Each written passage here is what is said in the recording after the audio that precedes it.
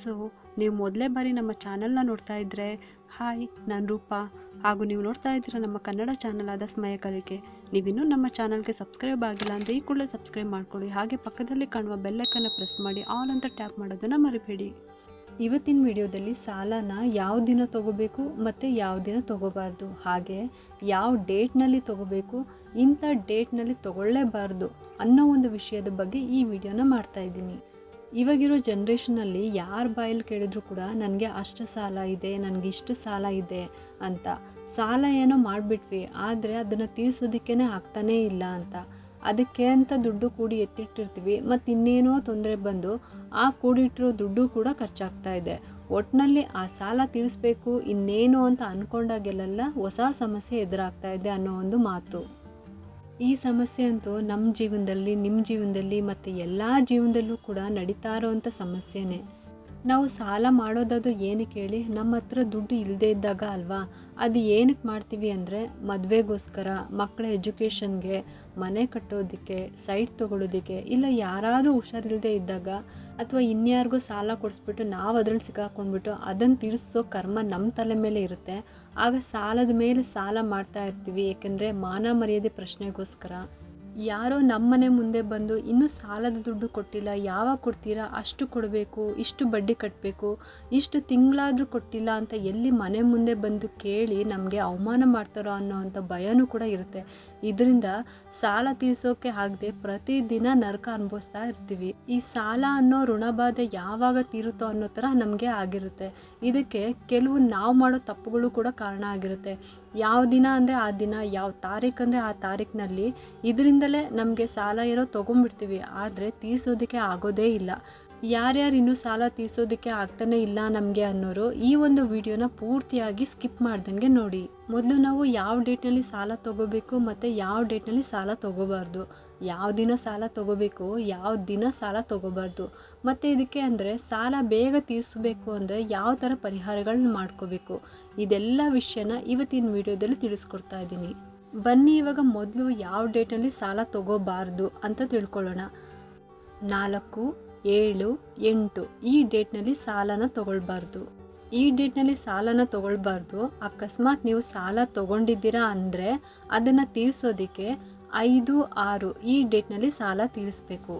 ಇನ್ನು ಯಾವ ದಿನ ಸಾಲ ತೊಗೋಬಹುದು ಅಂದರೆ ಬುಧವಾರ ಸಾಲ ತೊಗೊಳ್ಳಿ, ಆದರೆ ಮಂಗಳವಾರ ಯಾವುದೇ ಕಾರಣಕ್ಕೂ ಸಾಲ ತೊಗೋಬಾರ್ದು. ಇನ್ ಕೇಸ್ ನೀವು ತೊಗೊಂಡ್ರಿ ಸಾಲ ಅಂದ್ಕೊಳ್ಳಿ, ಆದರೆ ಸಾಲ ಮಾತ್ರ ತೀರೋದಿಲ್ಲ.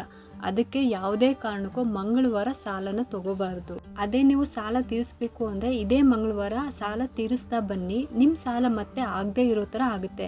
ನಿಮಗೆ ಈ ಪಾಯಿಂಟ್ ಅರ್ಥ ಆಯಿತು ಅಂತ ಅನ್ಕೊತೀನಿ. ಸಾಲ ತಗೋವಾಗ ಮಂಗಳವಾರ ಸಾಲ ಮಾಡಬೇಡಿ, ಆದರೆ ಆಲ್ರೆಡಿ ಸಾಲ ತೊಗೊಂಡಿರೋದನ್ನು ಮಂಗಳವಾರ ದಿನ ಸಾಲನ ರಿಟರ್ನ್ ಮಾಡಿ. ಆಗ ನಿಮ್ಮ ಸಾಲ ದಿನೇ ದಿನೇ ಕಮ್ಮಿ ಆಗ್ತಾ ಹೋಗುತ್ತೆ, ಹಾಗೆ ಸಾಲ ಕೂಡ ಮತ್ತೆ ಆಗೋದಿಲ್ಲ. ಇವಾಗ ಸಾಲನ ಯಾವ ದಿನ ತೊಗೋಬೇಕು, ಯಾವ ದಿನ ತೊಗೋಬಾರ್ದು, ಮತ್ತು ಯಾವ ಡೇಟ್ನಲ್ಲಿ ತೊಗೋಬೇಕು, ಯಾವ ಡೇಟ್ನಲ್ಲಿ ತೊಗೋಬಾರ್ದು ಅನ್ನೋವಂಥ ವಿಷಯನ ಇಷ್ಟೊತ್ತು ತಿಳ್ಕೊಂಡ್ರಿ. ಇವಾಗ ಇದಕ್ಕೊಂದು ಪರಿಹಾರ ಅಂತ ಇರಬೇಕಲ್ವಾ, ಅದನ್ನು ತಿಳ್ಕೊಳ್ಳೋಣ ಬನ್ನಿ. ಈ ಸಾಲ ತೀರಿಸೋಕೆ ಪರಿಹಾರ ಏನಿದೆ ಅಂದರೆ, ತುಂಬ ಸಾಲ ಇದೆ ನಮಗೆ ತೀರಿಸೋಕೆ ಆಗ್ತಾ ಇಲ್ಲ ಅನ್ನೋರು ಬುಧವಾರ ಮಣ್ಣಿನ ಮಡಿಕೆ ತೊಗೊಳ್ಳಿ. ಮಣ್ಣಿನ ಮಡಿಕೆ ಮತ್ತು ಅದಕ್ಕೊಂದು ಮುಚ್ಚಳ, ಅದು ಮಣ್ಣಿಂದೇ ಆಗಿರಬೇಕು. ಮಣ್ಣಿನ ಮಡಿಕೆಗೆ ಒಂದು ಮಣ್ಣಿನ ಮುಚ್ಚಳ, ಇದನ್ನು ತೊಗೊಂಡ್ಬಿಟ್ಟು ಹರಿಯೋ ನದಿಗೆ ಬಿಡಬೇಕು. 6 ಬುಧವಾರ ಈ ಕೆಲಸ ಮಾಡಬೇಕು. ಖಾಲಿ ಇರುವಂಥ ಮಡಿಕೆಗೆ ಚಿಕ್ಕದಾದರೂ ಸರಿ ಮಡಿಕೆ ತೊಗೊಳ್ಳಿ, ಅದಕ್ಕೆ ತಕ್ಕಂತೆ ಮಣ್ಣಿನ ಮುಚ್ಚಳ ತೊಗೋಬೇಕು. ಮಡಿಕೆ ಮತ್ತು ಮುಚ್ಚಳ ಎರಡೂ ಕೂಡ ಮಣ್ಣಿಂದೇ ಆಗಿರಬೇಕು. ಅದು ಚಿಕ್ಕದಾದರೂ ಸರಿನೇ, ಆದರೆ ಖಾಲಿ ಇರಬೇಕು. ಈ ಕೆಲಸನ ನೀವು 6 ಬುಧವಾರ ಮಾಡಬೇಕು. ಅದು ಹರಿಯೋ ನದಿಗೆ ಬಿಡಬೇಕು. ಬುಧವಾರ ಹರಿಯೋ ನದಿ ಹತ್ರ ಹೋಗ್ಬಿಟ್ಟು ಈ ಥರ ಒಂದು ಮಣ್ಣಿನ ಮಡಿಕೆಗೆ ಅದಕ್ಕೆ ಮುಚ್ಚಳ ಮುಚ್ಚಿಬಿಟ್ಟು ಹರಿಯೋ ನದಿಗೆ ಬಿಡಬೇಕು. ಈ ಥರ 6 ಬುಧವಾರ ಮಾಡಬೇಕು. ಈ ಕೆಲಸನ ನೀವು ಬೆಳಗ್ಗೆ ಮಾಡಬೇಕು, ರಾತ್ರಿ ಮಾಡಬಾರ್ದು. ಆಮೇಲೆ ಯಾವಾಗಲೂ ಕೂಡ ದೇವ್ರ ಹತ್ರ ಅಂದರೆ ಲಕ್ಷ್ಮೀ ದೇವರ ಬಳಿ ಶ್ರೀಮ್ ಅಂತ ಹೇಳಿ 108 ಸಲ ಪಠನೆ ಮಾಡಿ. 108 ಸಲ ಹೇಳಬೇಕು ಅಂದರೆ ಒಂದು ಜಪಮಾಲೆ ತೊಗೊಳ್ಳಿ. ಆಮೇಲೆ ಆ ಜಪಮಾಲೆ ಯೂಸ್ ಮಾಡ್ಕೊಂಡ್ಬಿಟ್ಟು ಈ ಬೀಜಾಕ್ಷರಿ ಮಂತ್ರನ 108 ಸಲ ಹೇಳಿ. ಹಾಗೆ ಪ್ರತಿ ಶುಕ್ರವಾರ 6 ತಾವರೆ ತಗೊಳ್ಳಿ. ಇದ್ರ ಜೊತೆಗೆ ತುಪ್ಪ ಮತ್ತು ಕರ್ಪೂರ ದೇವಿಗೆ ಅಂದರೆ ಲಕ್ಷ್ಮೀ ದೇವಸ್ಥಾನಕ್ಕೆ ಹೋಗಿ ಕೊಡಬೇಕು. ಈ ರೀತಿ 9 ಶುಕ್ರವಾರ ಮಾಡಬೇಕು. ಈ ತುಪ್ಪ ಅಂದರೆ ಅರಿಶಿನ ಹಾಕಿರೋದು ಕೊಡಬಾರ್ದು, ಬಿಳಿ ತುಪ್ಪನೇ ಇರಬೇಕು. ದೇವರಿಗೆ ಕೊಟ್ಬಿಟ್ಟು ಅರ್ಚನೆ ಮಾಡಿಸ್ಕೊಂಡು ಬರಬೇಕು. ನೀವು ಮನೇಲೇ ಮಾಡಿದ್ರೂ ಕೂಡ ಅರಿಶಿನ ಹಾಕಬಾರ್ದು, ಬಿಳಿ ತುಪ್ಪನ ಲಕ್ಷ್ಮೀ ತಾಯಿಗೆ ಲಕ್ಷ್ಮೀ ದೇವಸ್ಥಾನದಲ್ಲಿ ಕೊಡಬೇಕು. ಈ ಕೆಲಸನ ನೀವು ಸಂಜೆ ಹೊತ್ತು ಮಾಡಿ, ಗೋಧೂಳಿ ಸಮಯದಲ್ಲಿ ತುಂಬಾ ಒಳ್ಳೆಯದಾಗುತ್ತೆ. ವರ್ಷಕ್ಕೊಮ್ಮೆ ಗೊರವನಹಳ್ಳಿ ಮಹಾಲಕ್ಷ್ಮಿ ದೇವಸ್ಥಾನಕ್ಕೆ ಅಥವಾ ಕೊಲ್ಲಾಪುರದ ಲಕ್ಷ್ಮೀ ದೇವಸ್ಥಾನಕ್ಕೆ ಹೋಗ್ಬಿಟ್ಟು ಬನ್ನಿ. ಹಾಗೆ ನೀವು ಮಾಡೋ ಮನೆ ದೇವರಂತೂ ಬಿಡಲೇಬಾರ್ದು. ಪೂಜೆ ಅಂತೂ ವರ್ಷಕ್ಕೆ ಒಂದ್ಸಲಿ, ವರ್ಷಕ್ಕೊಮ್ಮೆ ಮಾಡ್ತಾ ಬನ್ನಿ. ಏಕೆಂದರೆ ನಾವು ಎಷ್ಟೇ ಪೂಜೆ ವ್ರತ ಬೇರೆ ಬೇರೆ ದೇವಸ್ಥಾನಕ್ಕೆ ಹೋದರೂ ಕೂಡ ಮನೆ ದೇವರ ಕ್ಷೇತ್ರಕ್ಕೆ ಮತ್ತು ಮನೆ ದೇವರ ಪೂಜೆ ಆಗಿರ್ಬೋದು, ಹಬ್ಬ ಆಗಿರ್ಬೋದು, ಇಲ್ಲ ಜಾತ್ರೆ ಆಗಿರ್ಬೋದು, ಇದೆಲ್ಲನೂ ಕೂಡ ಹೋಗ್ತಾ ಇರಬೇಕು, ಆ ಕೆಲಸಗಳನ್ನು ಮಾಡ್ತಾ ಇರಬೇಕು. ಮನೆ ದೇವರ ಕ್ಷೇತ್ರಕ್ಕೆ ಮತ್ತು ಗೊರವನಹಳ್ಳಿ ಮಹಾಲಕ್ಷ್ಮಿ ದೇವಸ್ಥಾನಕ್ಕೆ ವರ್ಷಕ್ಕೊಂದ್ಸಲಿ ಹೋಗಿ ಬನ್ನಿ, ನೀವೇ ಚೇಂಜಸ್ನ ನೋಡ್ತೀರಾ.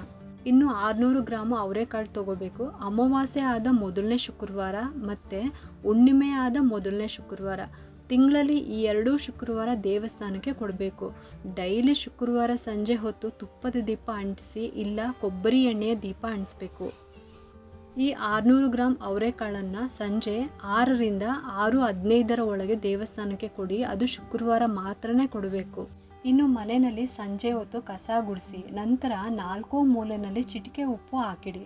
ಆಮೇಲೆ ದೇವ್ರಿಗೆ ತುಪ್ಪ ಇಲ್ಲ ತೆಂಗಿನ ಎಣ್ಣೆಯಿಂದ ದೀಪ ಹಚ್ಚಿ, ಬೆಳಗ್ಗೆ ಉಪ್ಪಿನ ಸಮೇತ ಕಸ ಗುಡಿಸಿ ಹೊರಗಡೆ ಬಿಸಾಕಬೇಕು.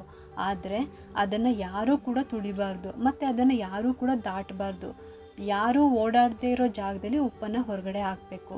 ಇದು ಮಾಡಿದ ಮೇಲೆ ಸ್ನಾನ ಮಾಡಿಕೊಂಡು ಬೆಳಗ್ಗೆ ದೀಪ ಹಚ್ಚಬೇಕು. ಇದಿಷ್ಟು ನನಗೆ ಗೊತ್ತಿರೋ ಪರಿಹಾರಗಳು. ಇದರಲ್ಲಿ ನಿಮಗೆ ಯಾವುದು ನಿಮಗೆ ಮಾಡಬೇಕು ಅಂತ ಅನಿಸುತ್ತೋ ಅದನ್ನು ಮಾಡಿ.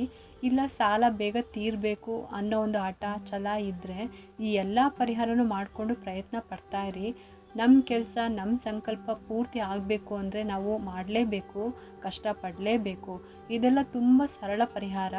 ಯಾವುದೇ ಥರ 48 ದಿವಸ ಮಾಡಬೇಕು ಅಂತ ಇಲ್ಲ, ಉಪವಾಸ ಮಾಡಬೇಕು ಅಂತ ಇಲ್ಲ, ವ್ರತ ಮಾಡಬೇಕು ಅಂತ ಇಲ್ಲ, ಆ ಪೂಜೆ ಈ ಪೂಜೆ ಮಾಡಬೇಕು ಅಂತಲೂ ಇಲ್ಲ. ತುಂಬಾ ಸುಲಭವಾಗಿ ಮಾಡ್ಕೊಳ್ಳೋವಂಥ ವಿಧಾನ ಇದು. ಪ್ರಪಂಚದಲ್ಲಿ ಎಷ್ಟೋ ಜನ ಓದೋದಕ್ಕೆ ಬರೆಯೋದಕ್ಕೆ ಬರದೇ ಇರೋರು ಇರ್ತಾರೆ. ಅಂಥವ್ರಿಗೆ ಈ ಒಂದು ಪರಿಹಾರ ತುಂಬಾ ಯೂಸ್ಫುಲ್ ಆಗುತ್ತೆ ಅನ್ನೋ ಒಂದು ಪ್ರಯತ್ನ ಅಷ್ಟೇ ನಂದು. ಇಷ್ಟೊತ್ತು ತಿಳ್ಕೊಂಡ್ರಿ ಅಲ್ವಾ, ಯಾವ ದಿನ ಸಾಲ ತೊಗೋಬೇಕು, ಯಾವ ದಿನ ಸಾಲ ತೊಗೋಬಾರ್ದು, ಮತ್ತು ಯಾವ ಡೇಟಲ್ಲಿ ತೊಗೋಬೇಕು, ಯಾವ ಡೇಟಲ್ಲಿ ತೊಗೋಬಾರ್ದು ಅಂತ. ಹಾಗೆ ಈ ಸಾಲನ ಯಾವ ರೀತಿ ತೀರಿಸಬೇಕು ಅನ್ನೋ ಒಂದು ಪರಿಹಾರನೂ ಕೂಡ ಈ ವಿಡಿಯೋದಲ್ಲಿ ತಿಳಿಸ್ಕೊಟ್ಟಿದ್ದೀನಿ. ನಿಮಗೆ ನಂಬಿಕೆ ಇದ್ದು ಇಂಟ್ರೆಸ್ಟ್ ಇದೆ, ಈ ಒಂದು ಪರಿಹಾರನ ಮಾಡ್ಕೊಳ್ಳಿ. ಸಾಲವನ್ನು ಬೇಗ ತೀರಿಸ್ಬಿಟ್ಟು ಸಾಲದಿಂದ ಋಣಮುಕ್ತರಾಗಿ. ನಿಮಗೆಲ್ಲರಿಗೂ ಈ ವಿಡಿಯೋ ಇಷ್ಟ ಆಗಿದೆ ಅಂತ ನಾನು ಭಾವಿಸ್ತಾ ಇದ್ದೀನಿ. ಈ ವಿಡಿಯೋ ಇಷ್ಟ ಆಗಿದ್ದರೆ ಒಂದು ಲೈಕ್ ಮಾಡಿ, ಶೇರ್ ಮಾಡಿ ಮತ್ತು ಸಬ್ಸ್ಕ್ರೈಬ್ ಮಾಡಲು ಮರಿಬೇಡಿ. ನೀವು ಮಾಡೋ ಒಂದು ಸಬ್ಸ್ಕ್ರೈಬಿಂದ ನಮ್ಮಂತಹ ಸಣ್ಣ ಸಣ್ಣ ಚಾನಲ್ಸ್ಗೆ ಒಂದು ಸಪೋರ್ಟ್ ಮಾಡ್ದಂಗೆ ಆಗುತ್ತೆ.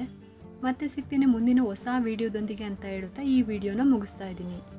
ಸರ್ವೇ ಜನ ಸುಖಿನೋ ಭವಂತು.